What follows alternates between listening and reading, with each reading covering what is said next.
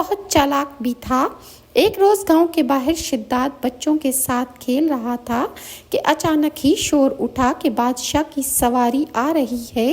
ये सुनते ही सारे बच्चे बादशाह के डर से भाग गए, लेकिन शिद्दात वहीं करीब के एक टीले के अड्डे में छुपकर बादशाह की सवारी और शाही लश्कर का नज़ारा देखने लगा। यहाँ तक कि तमाम लश्कर गुजर गया और बादशाह की सवारी गुजरने के बाद कुछ पैदल फौजी गिरी पड़ी हुई चीज़ों की खबरगिरी के वास्ते लश्कर के पीछे पीछे आए।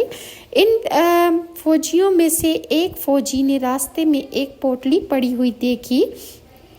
उसने जब उस पोटली को खोल कर देखा तो उसमें एक सुरमेदानी थी। वो फौजी अपने साथी से बोला, मैंने सुरमा पाया है, अगर तुम्हारी इजाज़त हो तो मैं इस सुरमे को अपनी आँखों में लगाऊं, क्योंकि मेरी बिनाई बहुत कमज़ोर हो गई है।